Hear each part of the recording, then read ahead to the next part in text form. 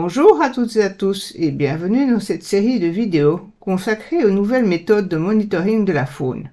Dans cette première vidéo, nous allons voir comment installer un réseau de pièges photographiques dans le but d'évaluer l'efficacité d'un plan de gestion de la faune en concession forestière. La traçabilité des données est un point crucial pour tout bon suivi. Chaque piège photographique doit au préalable être référencé et testé, surtout si vous ne travaillez pas avec du matériel neuf. Pour ce faire, installez-y d'abord les piles. Ensuite, nommez chaque piège photographique par un identifiant unique. Par exemple, A01. Inscrivez cet identifiant sur une étiquette et collez-la à l'intérieur du boîtier. Collez la même étiquette sur la carte SD. Insérez la carte SD dans l'appareil en vérifiant qu'elle soit en position déverrouillée.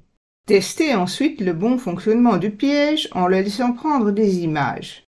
Référez-vous au manuel d'utilisation de votre appareil si vous avez des questions concernant son fonctionnement. N'oubliez pas d'éteindre vos appareils après le test. Vous pouvez y laisser les piles, cela vous fera gagner du temps une fois en forêt. Dans cette même optique de gain de temps, vous pouvez également préparamétrer vos pièges photographiques selon vos besoins. Plus d'informations sur cette thématique se trouvent dans la boîte à outils FauneFac dont le lien est disponible en description. Préparez également une fiche d'installation pour chaque piège photographique. En voici un exemple standard.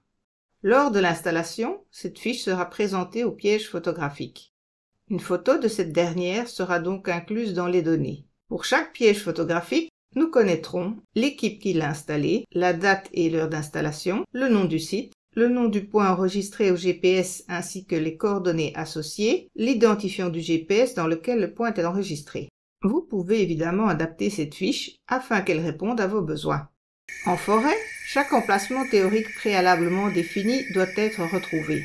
Dans un rayon de 150 mètres autour du point théorique, n'utilisez la machette qu'en cas de réelle nécessité. Les animaux pourraient en effet éviter le site s'ils sentent qu'il a été fort perturbé. Hé les gars, nous sommes proches du point, doucement avec les machettes.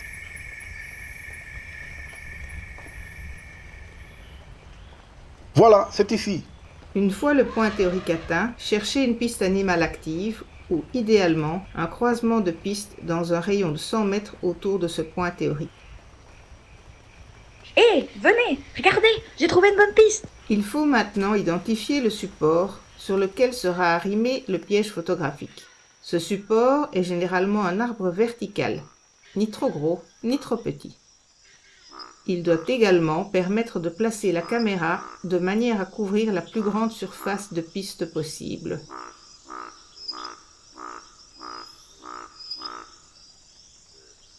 Cet arbre sera parfait, vous ne trouvez pas? La végétation doit être dégagée dans un rayon de 3 à 4 mètres devant le piège photographique, et ce, sans dénaturer le sous-bois. Les arbres et tiges épaisses de végétation ne doivent pas être retirés de la zone de détection, sauf s'ils représentent un risque majeur de faux déclenchement. Tous les végétaux coupés doivent être déposés à plus de 20 mètres de la zone. L'appareil doit être placé entre 30 et 50 cm du sol, soit environ à hauteur de genou. De façon à maximiser la longueur de la trajectoire animale perçue par l'objectif, orientez le piège en diagonale par rapport à la piste animale.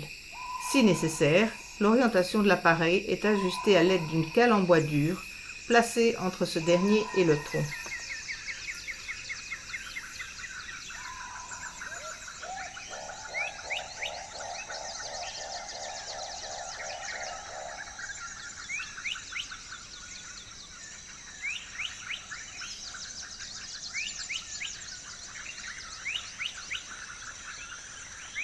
Pour confirmer que le piège photographique est bien installé, activez-le et déplacez-vous sur la piste, comme pourrait le faire un animal. Ensuite, jugez de la bonne orientation en vérifiant les images enregistrées. Prenez le point GPS de l'emplacement réel du piège. Complétez ensuite la fiche d'installation et présentez-la à la caméra. Afin de limiter les risques de dégradation liés à l'humidité, appliquez une couche de graisse de silicone sur le joint.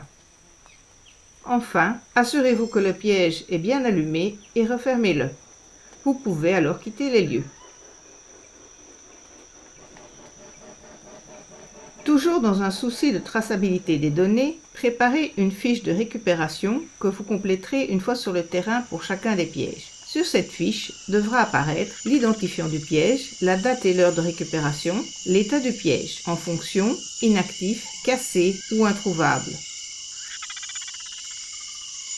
Sur le terrain, complétez la fiche et assurez-vous d'éteindre le piège avant de le détacher de l'arbre pour éviter d'encombrer vos données avec des images inutiles. Après la récupération des pièges photographiques, viendra l'identification des espèces animales prises en photo et l'analyse des données. Si vous souhaitez en savoir plus sur ces étapes, mais aussi sur le design de votre inventaire, le paramétrage de vos appareils et bien d'autres aspects, nous vous invitons à consulter la boîte à outils FaunFac dont le lien se trouve en description de cette vidéo.